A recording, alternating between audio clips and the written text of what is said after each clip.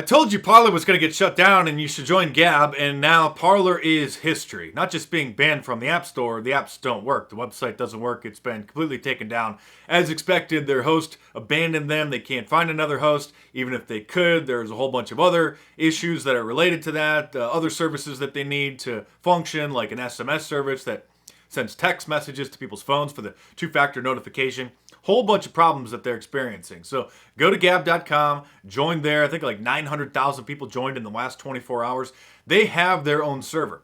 Everything that Parler is experiencing, Gab experienced a few years ago when they were smeared and got banned by almost everybody. And so Andrew Torba, the founder and CEO over there, has been planning for a situation just like this. That's not to say that Gab won't get taken down in the future, or Parler if they do return, because the Marxists are already plotting their next move. So I'm not like giving them any ideas. Like, they're literally already doing this. They're trying to get their domain name itself banned from the domain registrar because they have to have an agreement with ICANN, the Internet Corporation of Assigned Names and Numbers. And so if the domain name registrar itself won't dump the domain name, then they're literally right now trying to get ICANN to dump the domain name registrar who allows them to have the domain name itself. If that happens, I'm sure that Andrew Torba has contingency plans, and we'll be hearing about those at the appropriate time. Let's hope that it doesn't get that far, but like I said, as bad as you think that things are going to get, they're going to get even worse. We're entering into a very dark period in American history.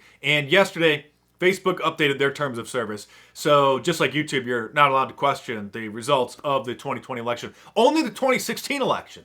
You're only allowed to question that and say that there was certain conspiracies associated with that, but not the 2020 election. You're not allowed to disagree with the power structure that is the Democrat establishment. Ron Paul has been locked out of his Facebook page. The page is still up, but he, as an administrator, has been banned from administrating his own public Facebook page. For those who don't know, when you have a public page for a brand or a website or whatever, you have your personal page as an admin, an administrator of that page. So he's lost his ability to be an administrator on his own page. Twitter's banned at least 70,000 accounts, and I wouldn't be surprised if Rudy Giuliani and Don Jr. are next. And oh, by the way, Rudy Giuliani, he's got a YouTube channel now, like everybody does, and of course, his videos have been censored. Steve Bannon's entire channel has been banned, and the list just goes on and on. Airbnb is doing background checks on everybody that used their app and stayed in DC for the rally. And if they're part of the wrong Facebook group, then they're getting banned from Airbnb for life. So no more vacations for them. And now at least two banks, Deutsche Bank and Signature Bank, have cut ties with the Trump organization. And who knows, they'll probably try to call in the loans and demand that the 30-year mortgages are due next week. Forbes magazine, of all places, has said that they're going to compile a list of companies that hire former Trump administration officials in order to encourage people to boycott those companies until they're fired. So apparently they're not allowed to have a Twitter account, they're not allowed to have a bank account, and they're not allowed to have a job anymore either. We can only hope that since the Marxists have pushed things too far this time, that Americans finally stand up. And don't get me wrong, you have to stand up in the right way. Don't be stupid and do something dumb out of anger and give them more reason to clamp down. In 2018, when Alex Jones got unpersoned,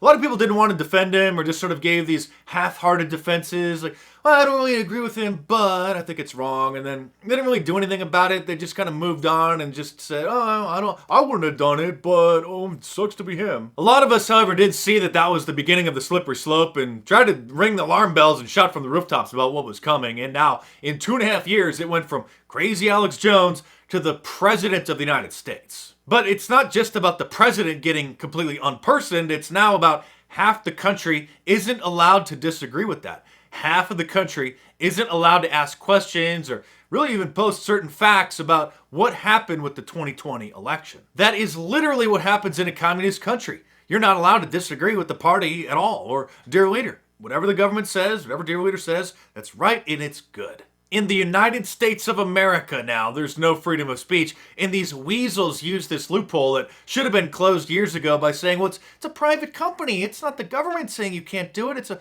private company, and they have rules. So since liberals are okay with private businesses banning whoever they want, I guess they're okay with restaurants, landlords, and homeowners association just deciding that they're not going to allow black people or LGBT people to move into a certain community or to rent a room to them or an apartment or to serve them food, right? No, that's a major lawsuit. That's discrimination. That's against the law. But the tech companies can ban whoever they want if they just say that they don't like them. So the Democrats, the Marxists, really one and the same at this point. They won't have it both ways, of course, because they're hypocrites, as you know. I guess the only good news this week, and this is pretty good, surprisingly, Rumble, the YouTube alternative, which you should subscribe to me at, like I said, at rumble.com/markdice in case anything happens to this channel.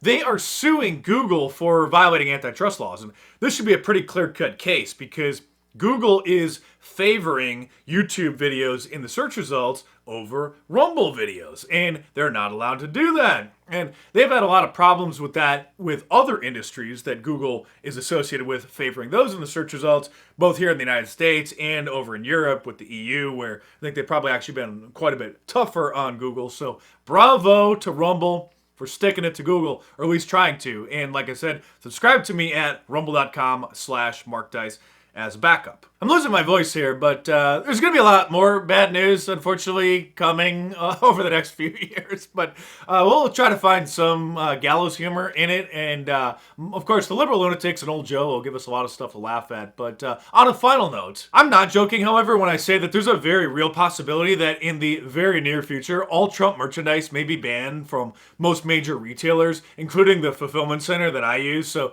be sure to go to my online store and get your Trump shirts while you can, especially with the House going to impeach him again next week.